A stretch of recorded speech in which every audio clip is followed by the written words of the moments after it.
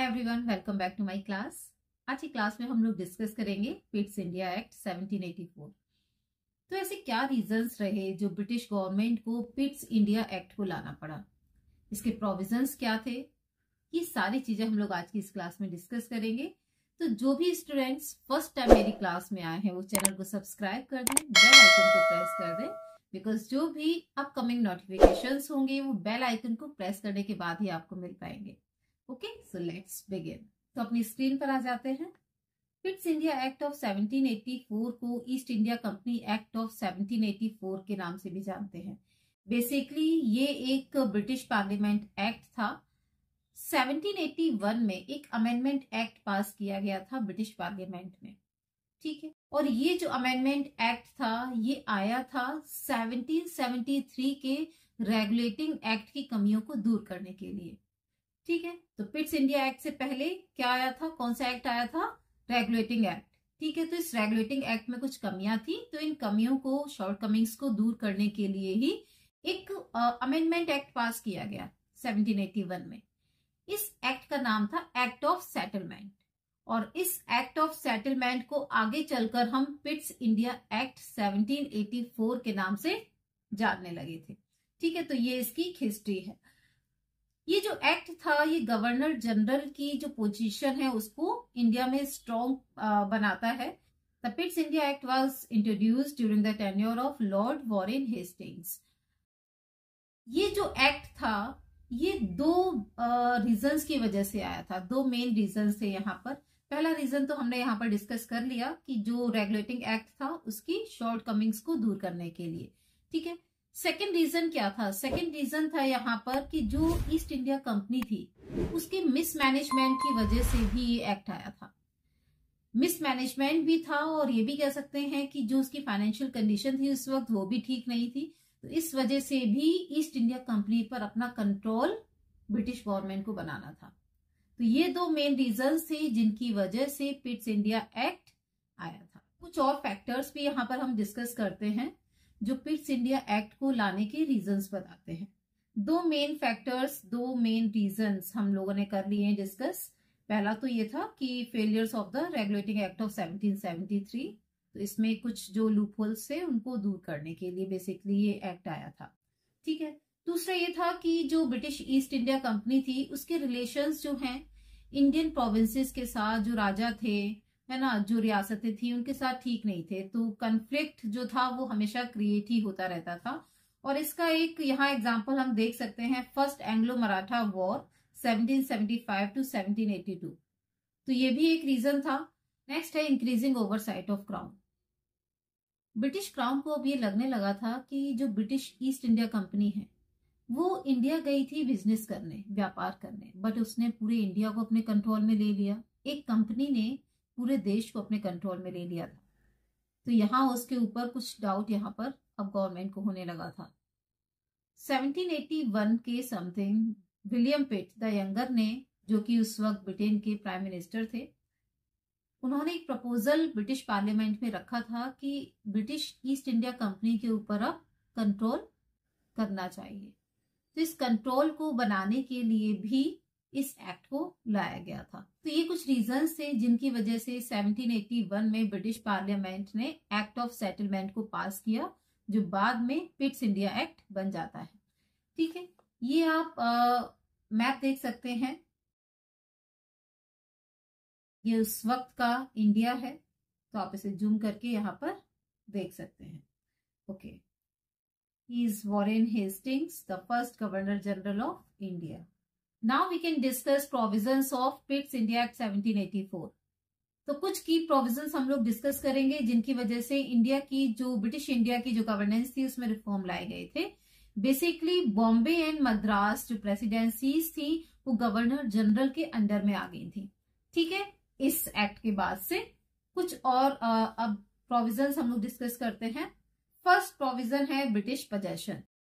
इस एक्ट के through British government का ईस्ट इंडिया कंपनी पर कंट्रोल हो जाता है और इंडिया में ईस्ट इंडिया कंपनी की जितनी भी टेरिटरीज थी, जितनी भी प्रॉपर्टी थी, वो अब ब्रिटिश पोजेशन में आ जाती है। सेकेंड पॉइंट है बोर्ड ऑफ कंट्रोल। इस बोर्ड ऑफ कंट्रोल में 6 मेंबर्स थे। जो इंडियन जो अफेयर्स थे उनको रेगुलेट करने के लिए बेसिकली ये आया था। 6 मेंबर्स में कौन है आप देखिए। 6 मेंबर्स में एक सेक्रेटरी ऑफ स्टेट हैं जो एक चेयरमैन के तौर पर काम करेंगे। इसके साथ ही द चांसलर ऑफ एक्सचेकर होंगे, ठीक है, एंड 4 अदर मेंबर्स होंगे जिनको क्राउन अपॉइंट करेंगे। तो ये 6 मेंबर्स का एक बोर्ड ऑफ कंट्रोल बनाया गया था। Powers of board of control. इस बोर्ड ऑफ कंट्रोल के पास ये अथॉरिटी थी कि वो ईस्ट इंडिया कंपनी के जितने भी सिविल, मिलिट्री या फिर रेवेन्यू मैटर्स थे उनको देखेगा। इसके साथ ही उसने कंपनी के जितने भी पेपर्स थे, ऑफिशियल पेपर्स थे, उनको भी एक्सेस कर लिया था। Dual control. इस एक्ट के थ्रू इंडिया में दोहरा नियंत्रण यानी dual control, dual system establish किया गया। ये ड्यूल सिस्टम क्या है, ड्यूल कंट्रोल क्या है? इसका मतलब था कि इंडिया में जो भी एडमिनिस्ट्रेशन था उस वक्त उसे 2 पार्ट्स में यहाँ डिवाइड कर दिया गया था। जो भी कमर्शियल एक्टिविटीज थी उन्हें अब से ईस्ट इंडिया कंपनी देखेगी, वाइल जो ब्रिटिश गवर्नमेंट थी वो अब से पॉलिटिकल एंड एडमिनिस्ट्रेटिव जो भी एक्टिविटीज होंगी उनको देखेगी through the board of control. तो इसी को हम डबल गवर्नमेंट सिस्टम या ड्यूल कंट्रोल कहते हैं। गवर्नर जनरल की क्या अथॉरिटी होगी? तो पिट्स इंडिया एक्ट ने इंडिया में गवर्नर जनरल की काउंसिल में मेंबर्स की जो संख्या थी वो 4 से घटाकर 3 कर दी थी, ठीक है, और इसमें इस काउंसिल में कमांडर इन चीफ भी शामिल थे। नेक्स्ट है प्रॉपर्टी डिस्क्लोजर।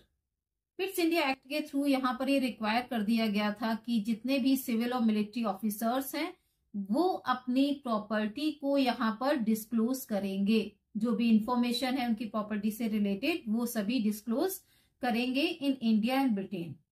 करप्ट ऑफिसर्स वर एंटाइटल्ड टू हार्श पेनल्टीज, और जो भी करप्ट ऑफिसर्स होंगे उनके ऊपर हार्श पेनल्टीज लगाई जाएंगी, उनको पनिशमेंट दिया जाएगा। Now let's discuss the impact of Pitt's India act.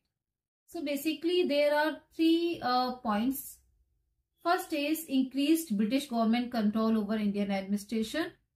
British government का जो कंट्रोल था इंडियन एडमिनिस्ट्रेशन के ऊपर और स्पेशली ईस्ट इंडिया कंपनी के ऊपर वो अब इंक्रीज होने लगा था, ठीक है। Improved accountability of the British east India company, और जो ब्रिटिश ईस्ट इंडिया कंपनी है वो ब्रिटिश गवर्नमेंट के प्रति अब ज्यादा अकाउंटेबल हो गई थी। Laid ground work for future reforms. एक बेस यहाँ पर तैयार कर दिया गया था फ्यूचर रिफॉर्म्स के लिए कि इन फर्दर ईयर्स अब जो ब्रिटिश गवर्नमेंट है वो रिफॉर्म्स लेकर आएगी, ठीक है। तो ये एक तरह से यहाँ पर लोगों में होप भी जगाई गई थी। अगर पिट्स इंडिया एक्ट को क्रिटिसाइज करें तो 3 मेन पॉइंट्स हमें यहाँ पर डिस्कस करने के लिए मिलते हैं। फर्स्ट है complexity of dual control system, second continued corruption and inefficiency, and third is limited impact on local governance.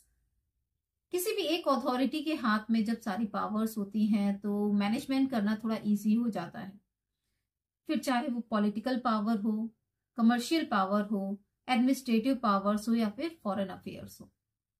But अगर यही अथॉरिटी डिवाइड हो जाती है 2 पावर्स में या फिर इससे ज्यादा अथॉरिटीज में पावर्स का डिस्ट्रीब्यूशन हो जाता है तो यहाँ पर मिसमैनेजमेंट होने लगता है।